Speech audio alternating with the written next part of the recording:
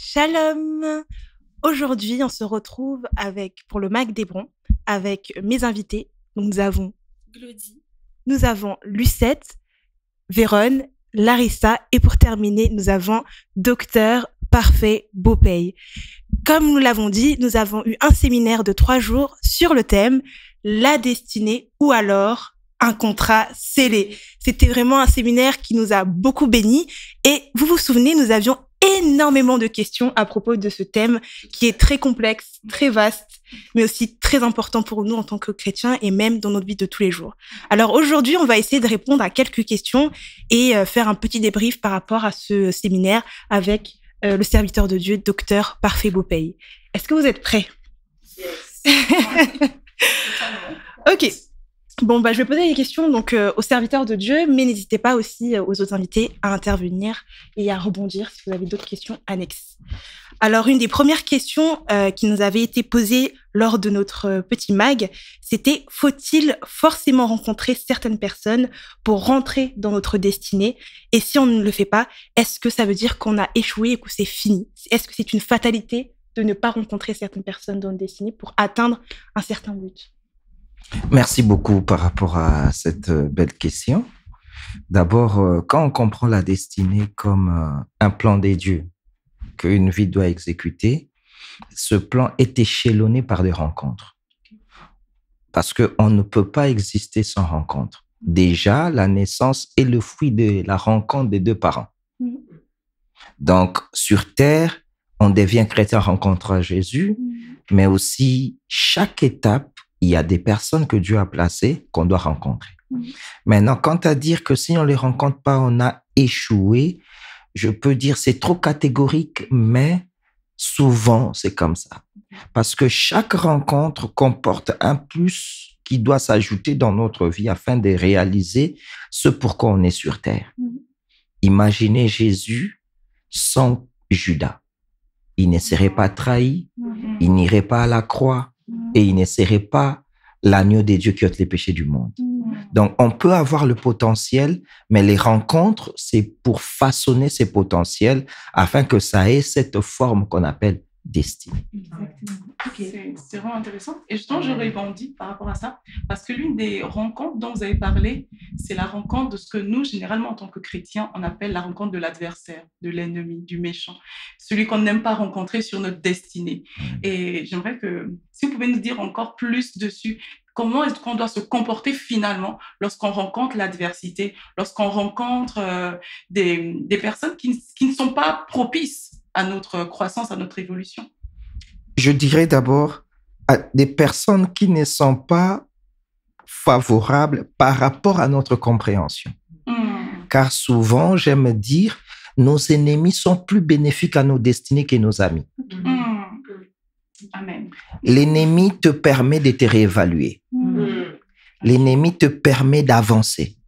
Alors que l'ami ne vient que pour profiter du bien que tu as pu acquérir. C'est comme Pierre, il n'attendait que la résurrection pour être apôtre. Mais pour qu'il y ait résurrection, il devait y avoir Judas. Yes. Amen. Donc, c'est important de rencontrer ces personnes. Et il y a maintenant ce deuxième aspect de ta question, c'est que comment se comporter.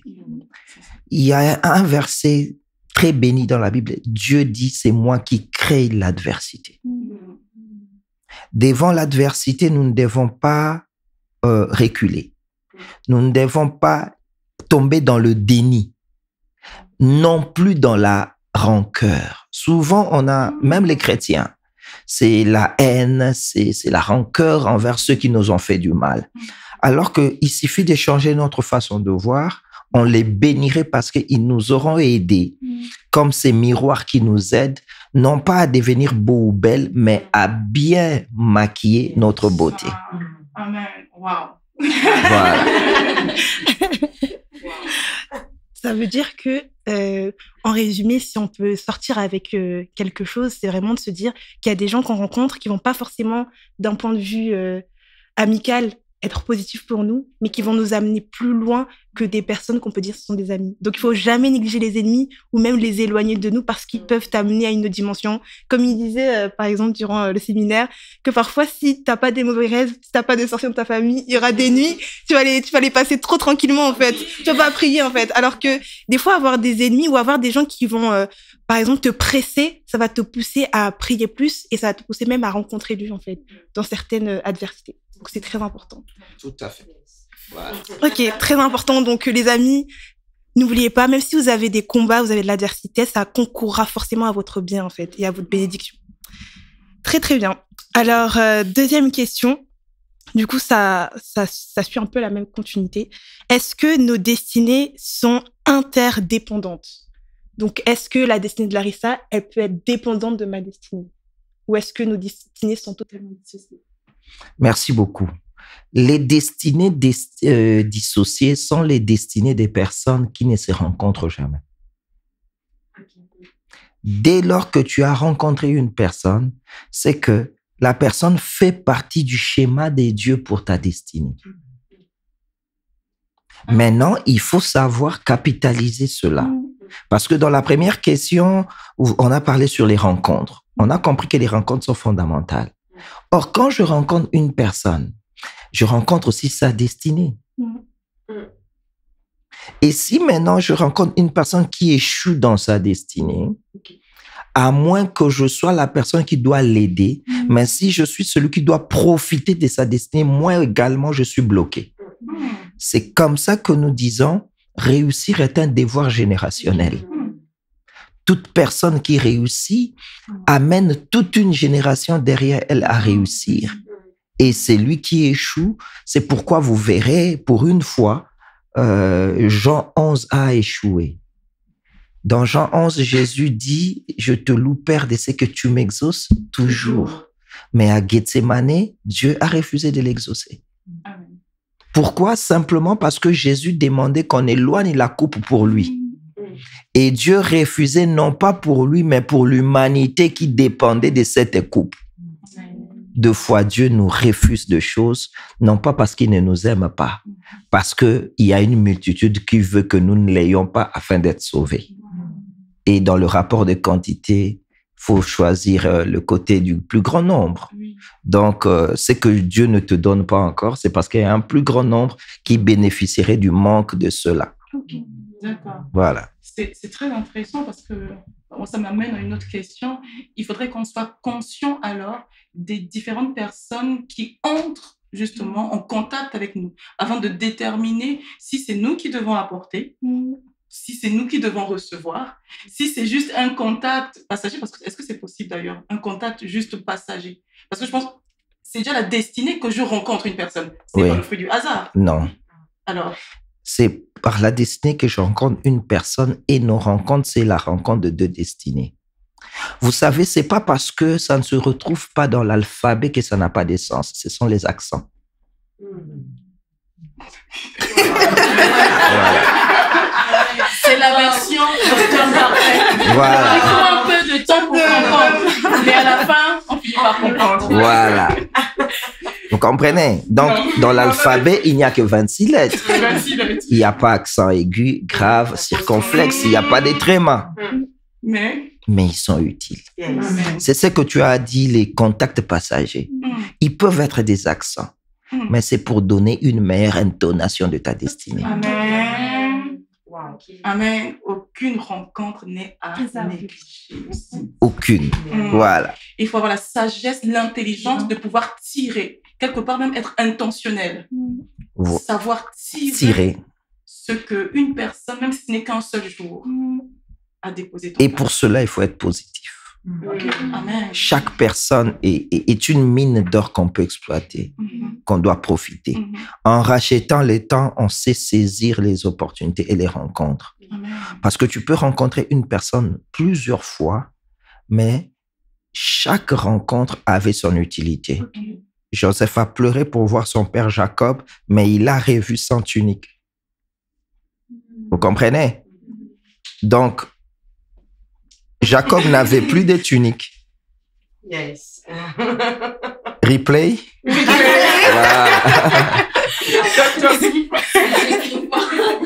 Waouh. Alors. Je pense que les sœurs ont compris. Bon, on va pas poser la question. Tu as quand même compris, ma sœur. Oui. Voilà. Donc, au fait, le docteur parfait avec qui on fait ce podcast, on peut le rencontrer demain. Mais il ne dira pas ce qu'il dit maintenant. Amen. Donc, j'essaierai sens unique. Ok. Mais je pourrais Amen. avoir la bénédiction. Ok. Amen.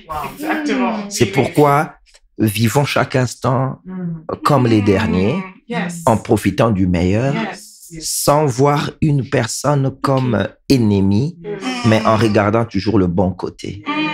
Et je pense que c'est ça, avoir le cœur des dieux, le Amen. chrétien. Amen. Amen. Amen. Non, mais je continue. Ouais. Je te laisse continuer. L'une des choses que vous avez dit justement pendant le séminaire, vous avez parlé de l'importance de la connaissance. Oui, C'est qu'une destinée qui échoue, c'est une destinée qui est inconsciente. oui. Et justement, par rapport, parce que je vais essayer de le lier déjà avec les amis de la destinée, les rencontres de la destinée, l'inconscience quant à notre destinée ou à ce qu'on doit accomplir finalement, c'est ce qui va nous emmener à négliger, mépriser, haïr, frapper, chasser Judas. Voilà, parce que l'inconscient est le frère jumeau de l'ignorant. L'inconscient, le frère jumeau de l'ignorant. Vous savez, un inconscient, c'est toujours un ignorant. Quand on a la connaissance, on devient conscient. Amen. La connaissance et la conscience vont de pair. C'est pourquoi, je te donne un exemple. Dans la Bible, nous restons dans la Bible. Simon le lépreux fait un festin pour Jésus. Jésus vient, mais Marie entre, qui n'était pas invitée, verse le parfum et elle entre dans l'histoire. Oui. C'est que Simon mangeait avec Jésus, mais tout en étant inconscient. Exactement. Il le voyait juste une personne qui lui pensait honorer. Alors que Dieu, parmi les dernières choses à nous donner, c'est l'honneur. Mais parmi les premières choses, c'est d'abord le pardon et la vie. Amen. Amen. Je récapitule. Voilà. La première chose, le pardon et la vie. Voilà. Et ensuite, Les dernières choses, ce sont les honneurs et autres. bon, est-ce qu'on peut répéter ça? Voilà. Non, c'est très important Ouais. parce que ce sont les fondamentaux. Non, ne cherche pas la destinée si je n'ai pas déjà acquis le pardon et la vie. Et ça revient à l'un des éléments dont le pasteur parlait quand il disait justement la première chose qui nous fait rentrer dans notre destinée, c'est Jésus. Être en Christ. Amen. Voilà. J'aurais une question, ma soeur, s'il te plaît, si tu me permets. Depuis le début, en tout cas, on parle de destinée et autres.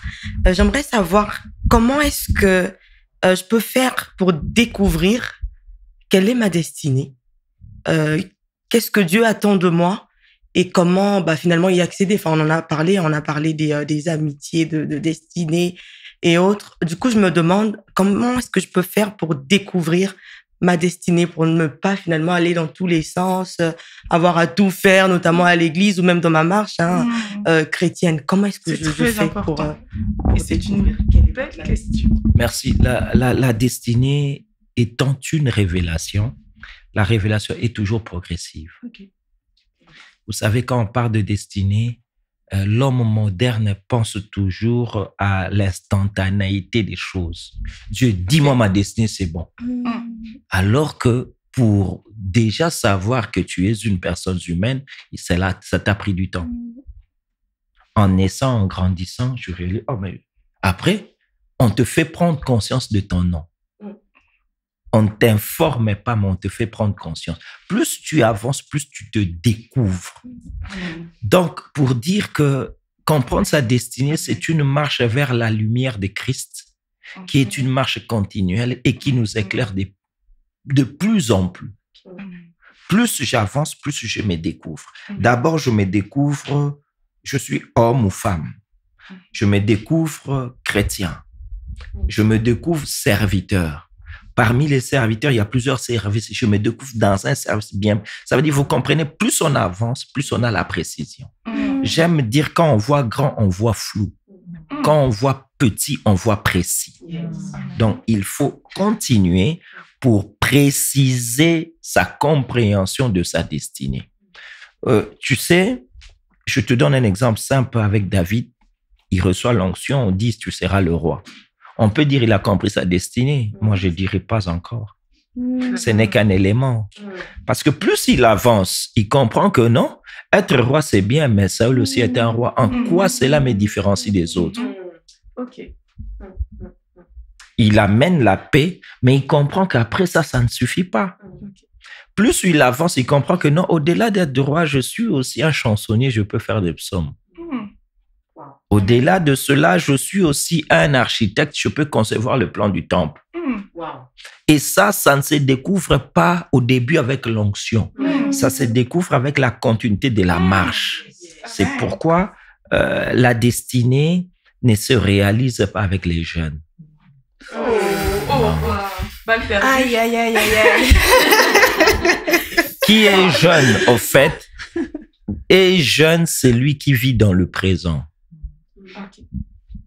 Mais la destinée se réalise avec ceux qui prennent du temps. Prendre du temps est très, très important. Parce que tu peux te limiter à dire « Ah ouais, moi je connais ma destinée, hein. Moi je suis diacre. » Alors qu'on attend de toi que tu deviennes évangéliste. Et je parle de Philippe. Et lorsqu'il devient évangéliste, on lui dit « C'est bien bon, mais on attend de toi au-delà de cela que tu deviennes le parent de 4 filles qui prophétisent. » Donc, il y a toujours ce que j'aime dire, le plus loin existe. Amen. Ok. Voilà. Ne te fatigue pas à te mirer, car il y a encore des gens qui doivent admirer ta beauté. Voilà la destinée.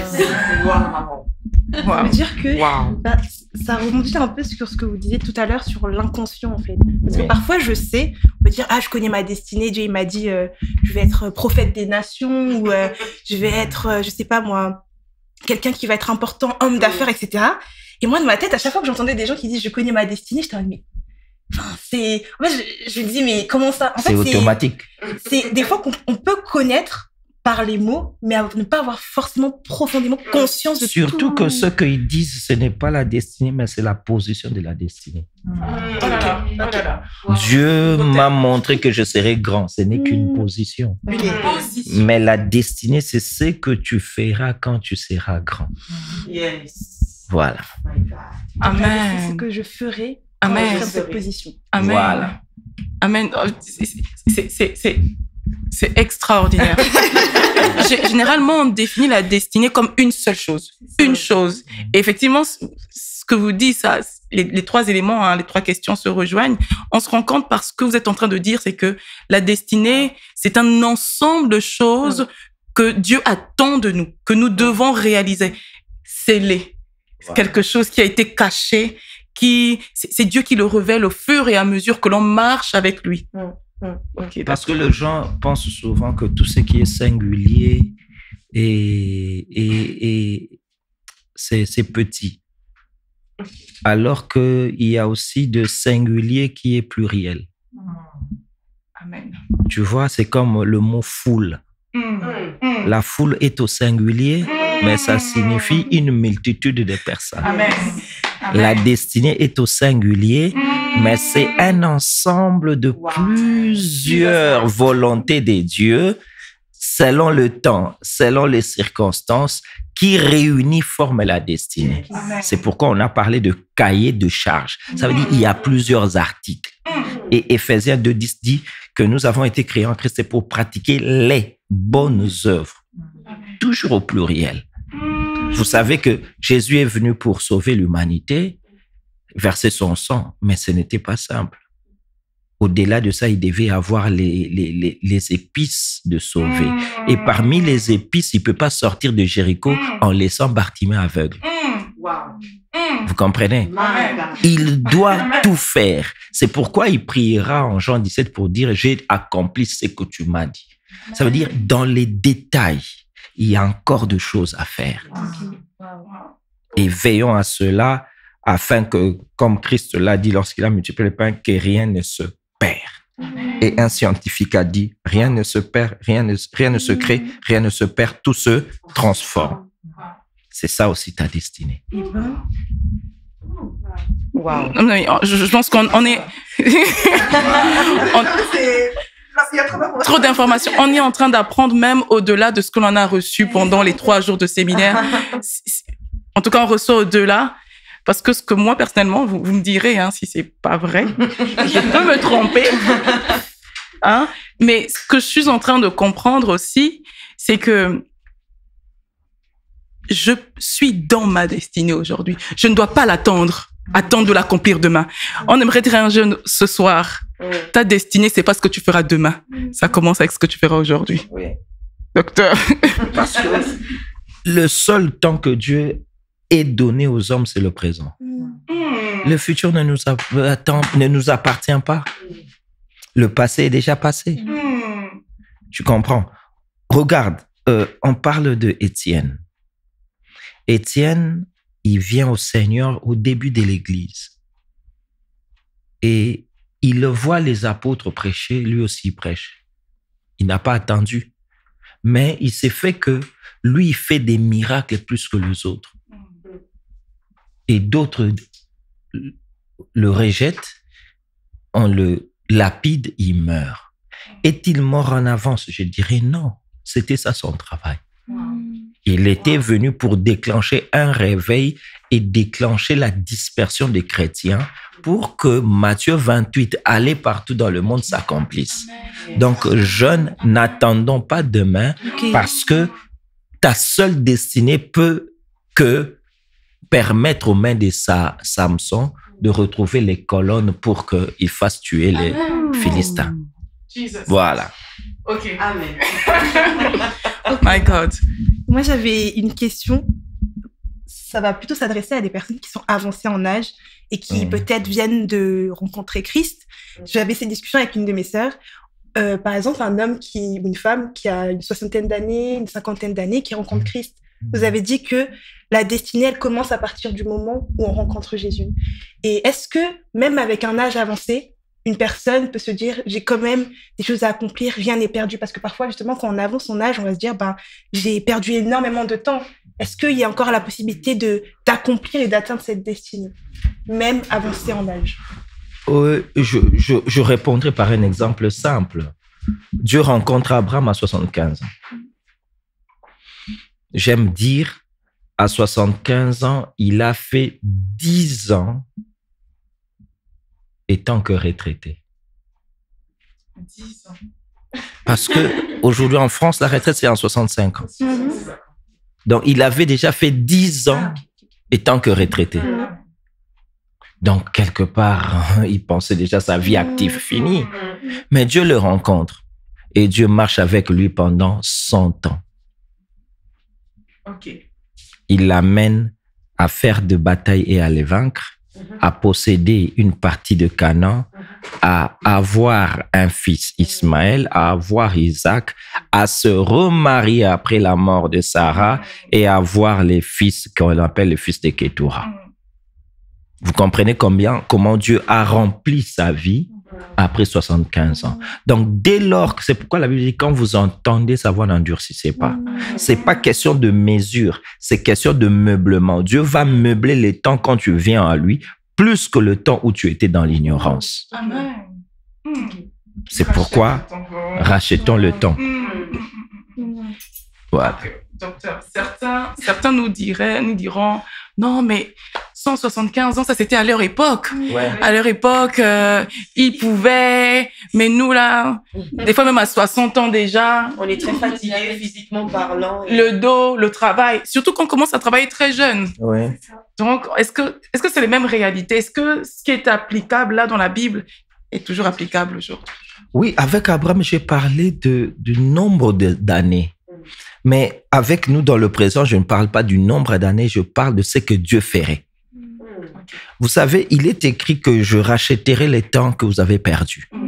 Mais racheter 2 ans, ça ne veut pas dire te donner 2 ans. Mais te faire plus que ce que tu pouvais faire en 2 ans. OK. Donc, le Seigneur est capable, c'est lui le Seigneur, d'ailleurs on l'appelle le Seigneur. Quand on vient à lui, la destinée est activée. Vous savez, d'autres disent, mais je reprends votre remarque. Non, c'était le temps d'Abraham. OK? Oui, mais Au temps d'Abraham, ça a pris 100 ans. Pourquoi? Parce qu'ils utilisaient MS-DOS. Yes. Vous comprenez? Le Microsystem Disk Operating System. Ok. Maintenant, nous venons à Dieu et dès que je reçois Jésus, même si j'ai 68 ans, directement Android. Donc, je peux faire en une année les choses que beaucoup n'ont pas pu faire en 10 ans. Parce que je suis génération Android. Amen. Voilà. T'as une question? Glody, elle avait une question pour vous aussi. Ouais. Je te laisse la parole. Une petite question qui a été posée, c'est les esprits peuvent-ils lire notre destinée? Oui, ça c'était très bonne question. Ouais. D'abord, quand vous parlez d'esprit, il y a 2 types d'esprits. Il y a les esprits maléfiques, on appelle démons. On a les esprits divins, qu'on appelle les anges. Est-ce que les esprits peuvent lire notre destinée? Je dirais oui. Pourquoi? Parce que au-delà du physique qu'on voit, les esprits savent voir l'aura d'une personne. Et l'aura d'une personne annonce le genre de destinée que la personne est appelée à accomplir. Dans la Bible, Jésus parle dans une des paraboles, il dit « Quelqu'un était né d'une naissance illustre. » Il y a des naissances normales et il y a des naissances spéciales. C'est pourquoi Jésus, en naissant, une étoile spéciale a fait connaître qu'une destinée spéciale venait d'être déclenchée. Amen. Et qui avait vu ça? Les mages. Amen. C'était pas les Juifs, les mages. On ne précise pas leur état d'âme. C'est pourquoi faites aussi attention. Même les occultistes peuvent vous prophétiser des choses. La véracité de leur déclaration n'authentifie pas l'origine de leur déclaration. Donc, oui, les esprits peuvent lire. Il y a les esprits, mais il y a aussi les hommes avertis. Vous comprenez? Lorsque Jean naît et que rien qu'en citant son nom, la langue de son père s'est déliée, on a dit quel type d'enfant sera cet enfant? Parce que sa naissance a été accompagnée par des signes. Tu n'es pas seul. Tu es accompagné par plusieurs signes que les hommes avertis, en voyant cela, savent que non, ça, c'est une grande destinée. D'ailleurs, la plupart de tes combats déjà annoncent que tu es une grande destinée. Voilà. Oh, wow. Non mais, Voilà.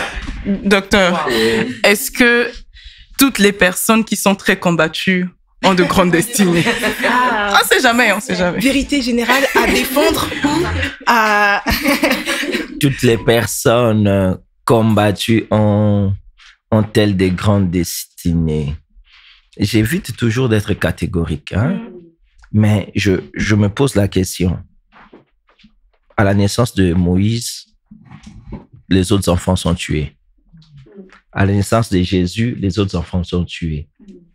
Et ce sont les 2 grands prophètes. Donc, je peux dire, oui, les grandes destinées, puisqu'elles sont déjà vues par les esprits, sont souvent combattues. Mais la manière de les combattre diffère d'une personne à une autre. Vous savez que on peut même, par l'abondance, chercher à dévier une destinée. D'accord. Amen. Parce que souvent, nous ne voyons que la souffrance.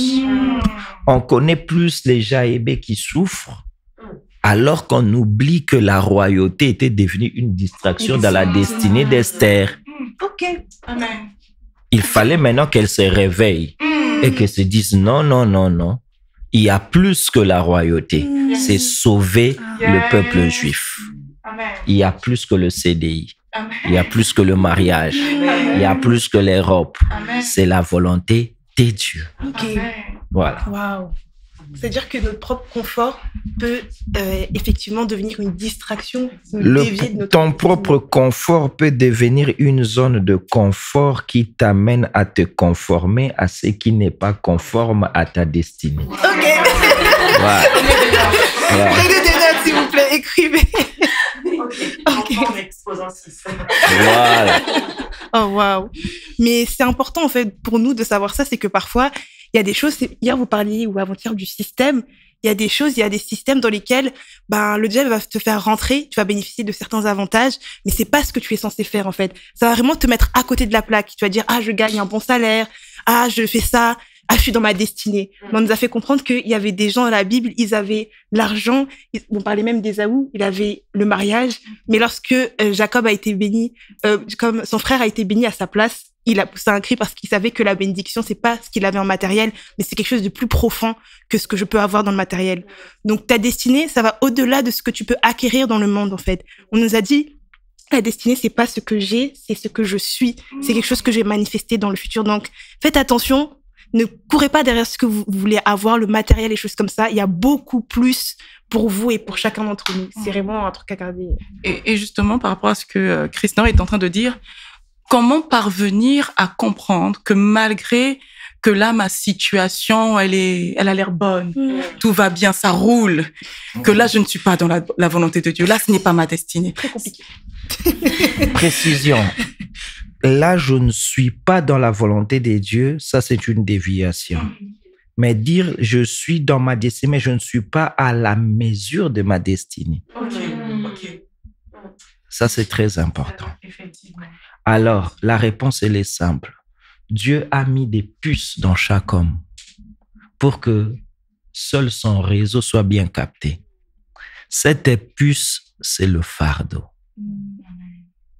Réfléchis avec moi comment les grandes personnes peuvent abandonner la gloire pour aller faire quelque chose. On chante, c'est là. Dieu a abandonné la gloire, il est venu sur terre sauver. Pourquoi? Il n'a rien suivi en termes de richesse. Il a suivi son fardeau. Vous comprenez? Aujourd'hui, on le voit ici en Europe et surtout dans les civilisations développées. Vous verrez quelqu'un qui était riche, mais qui abandonne tout pour une vocation. C'est que la vocation crie plus que les avoirs. Et chez nous, il y a une boisson que j'aime beaucoup, le slogan qui dit « Écoute ta soif, bois Sprite ». Ce n'est pas rémunéré. Voilà, Il n'y a pas de partenariat. Donc, moi aussi, je dirais, écoute ta soif. Si ce n'est pas encore étanché, continue de marcher. Amen. Alors, ton voisin qui s'arrête, c'est qu'il s'est rassasié là où il est. Vous savez, l'amitié d'un avion avec un fusée se limite parce que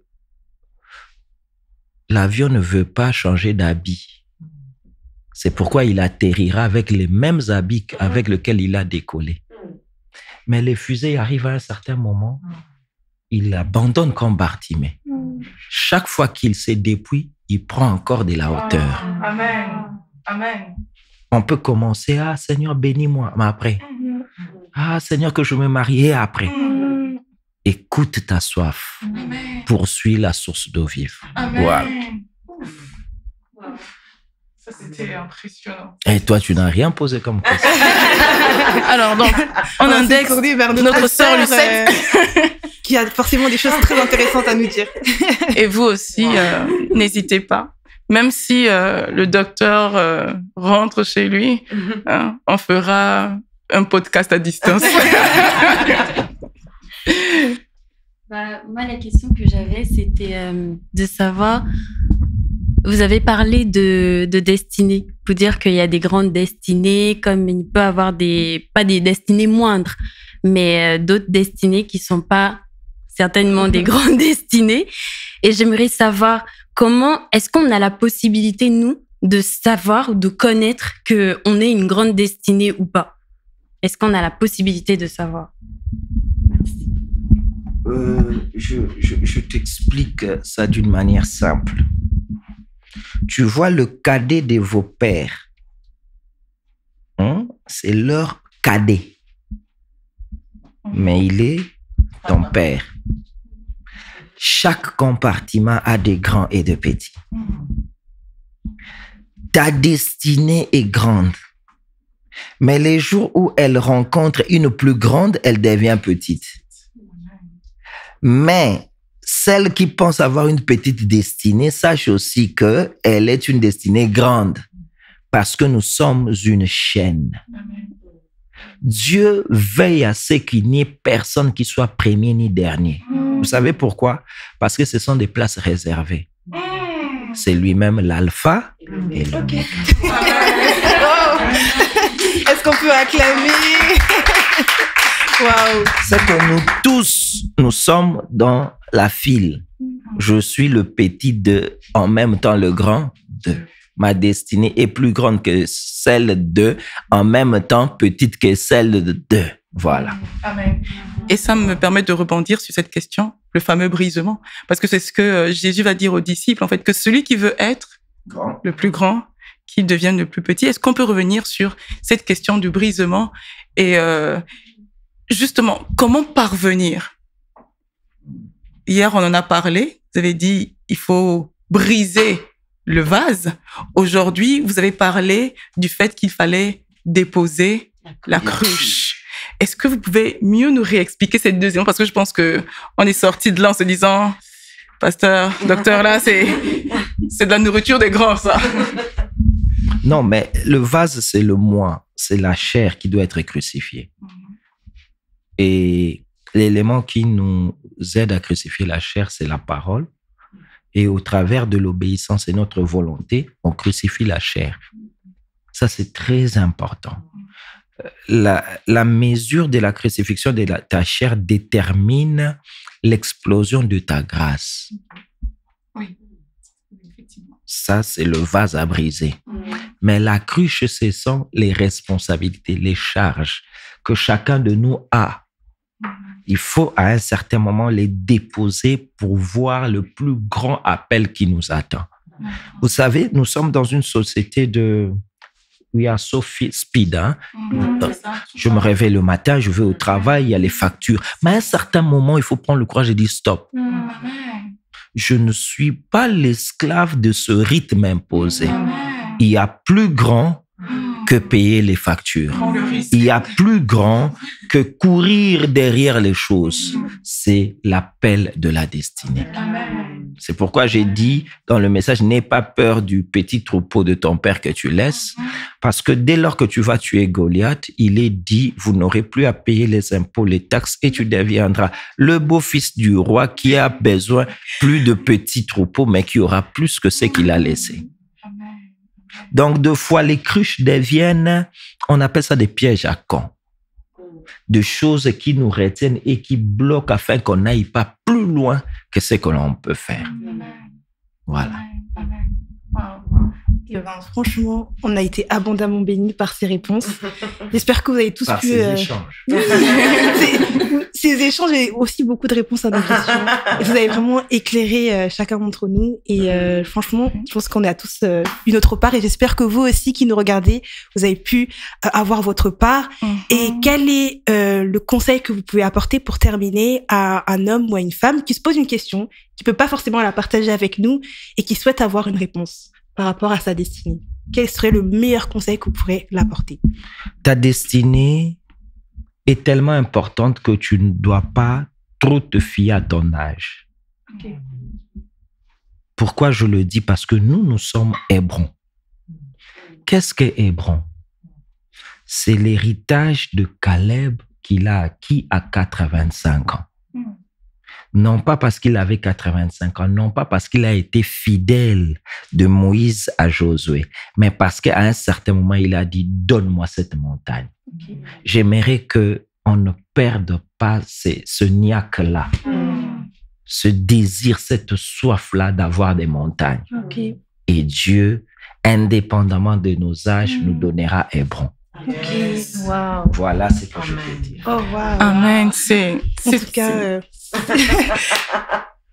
c'est extraordinaire. De plus. Aspirant toujours, en fait. Il faut viser, en fait. Il faut vraiment viser. Il faut pas perdre espoir. Et comme le docteur l'a dit tout à l'heure, en fait, même aujourd'hui, vise loin. Pas demain. commence par la petite chose aujourd'hui. Peut-être que c'est ta vie de prière. C'est ça ta destinée. En fait, c'est ça ce que tu dois accomplir aujourd'hui. Juste prier différemment hier. C'est déjà une bonne chose. Et parce que moi, j'aime toujours, ce sont mes 2 phrases qui sont parmi mes slogans. Le premier, le plus loin existe. Donc, partout où tu verras quelqu'un, sache que le plus loin de cela existe. Ok. Car les records sont faits pour être dépassés. Deuxièmement, ça c'est ma devise à moi, le premier roi n'est pas né prince. Le premier roi n'est pas né prince. Le premier roi n'est pas né prince. Ça n'existait pas à la royauté. Voilà. Donc ça veut dire si tu n'es pas né prince, c'est par toi que la royauté va commencer. Okay. Prenez courage, avançons, Dieu nous fera grâce. Oh, wow. Voilà mon dernier mot. Amen. Amen, amen. Et bien sûr, on va pas terminer. Il faut bien que le docteur déclare des paroles. Mais oui, évidemment. N'oubliez pas d'aller regarder le 3e verbe du prophète. Il y a 2 parties. Et il dit qu'un prophète, il a la capacité d'attirer les choses et de laisser un héritage. Et donc, on veut que le docteur Bopey nous laisse un héritage avant qu'il ne nous quitte. Car en ce temps de la fin, si tu n'es pas prophète, tu meurs. Exactement. Donc, il va aussi prier de manière prophétique. Voilà. Alors, Seigneur, nous te disons merci pour ces instants. Nous prions pour cette multitude attachée à nous, qui se joint à nous au travers cet outil d'Internet, des réseaux sociaux. Ensemble, nous ne sommes qu'une constellation d'étoiles et des destinées que tu as envoyées sur terre afin que nous brillions de toute notre splendeur et d'amener le peuple vers toi. Aide-nous, taille-nous, façonne-nous pour que nous sachions saisir chaque temps, chaque opportunité pour avancer dans notre destinée. Nous bénissons encore, Éternel Dieu, cette équipe par laquelle ce message a été rendu disponible, mais aussi par elle, nous prions pour toute notre Église, l'Assemblée évangélique chrétienne d'Hébron. Nous prions pour notre pasteur, nous prions pour cette ville de Metz. Que Dieu d'amour, tu accomplisses ta volonté. Laisse que, Éternel, chacun de nous, comme un membre de la grande destinée de notre Église, soit meilleur. Mais aussi que chacun puisse, Éternel, exceller dans sa propre destinée individuelle, afin que réunis, nous puissions te rendre gloire.